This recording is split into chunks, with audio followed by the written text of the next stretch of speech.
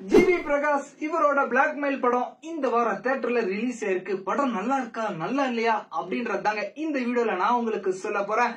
படத்தோட ஸ்டோரி என்ன அப்படின்னு பாத்தீங்கன்னா பிளாக்மெயில், அதுதாங்க இந்த படத்தோட ஸ்டோரியே.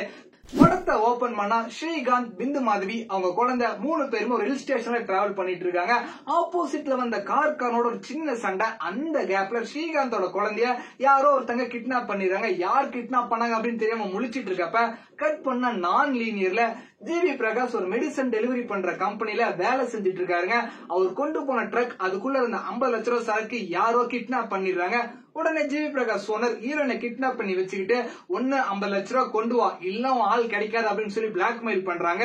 கட் பண்ண இன்னொரு பக்கம் பிந்து மாதவி ஸ்ரீகாந்த கல்யாணம் பண்றதுக்கு முன்னாடி வேற ஒருத்தரை லவ் பண்ணிட்டு இருக்காங்க. அவரு பிந்து மாதவி கிட்ட 20 கோடி ரூபாய் கொடுக்கல அப்படின்னா நம்மள பத்தின விஷயத்த அவன் ஹஸ்பண்ட் சொல்லிடுவேன் அப்படின்னு சொல்லி பிளாக்மெயில் பண்றாரு. ஆக மொத்தம் எல்லாரையும் பிளாக்மெயில் பண்றதா இந்த படத்தோட கதை. ஃபர்ஸ்ட் ஹாஃப்ல எக்கச்சக்க ட்விஸ்ட் இருக்குங்க. எல்லாமே இன்ட்ரெஸ்டிங்கா இருக்கு. அதுக்கேற்ற மாதிரி செகண்ட் ஹாஃப்ல நிறைய இடத்துல ட்விஸ்ட் வருது.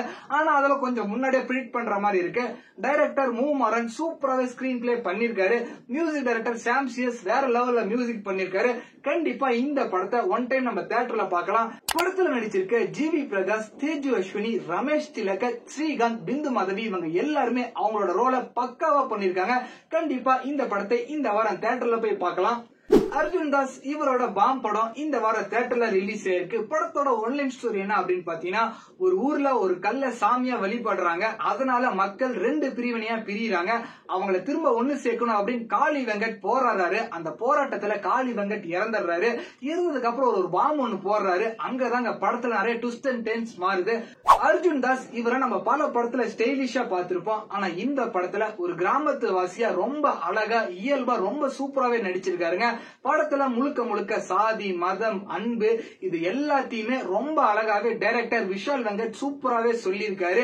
எது ஜாதி, எது மதம், எது அன்பு அப்படின்ற நிறைய புரிதலை இந்த படத்துல காமிச்சிருக்காரு. அபிராமி, நாசர் இவங்க 2 பேரும் சூப்பரா உங்களுக்கு கொடுத்த ரோலை பண்ணிருக்காங்க. சிங்கம் புலி அண்ட் பாலா சரவணன் இவங்க 2 பேரும் படத்துல சூப்பரா காமெடி பண்ணிருக்காங்க. மியூசிக் டைரக்டர் டி இமான் வேற லெவல்ல மியூசிக் பண்ணிருக்காரு. ஆக மொத்தத்துல இந்த வாரம் இந்த பாம் படத்தை கண்டிப்பா நம்ம குடும்பத்தோட போய் தியேட்டர்ல பார்க்கலாம். பட்டா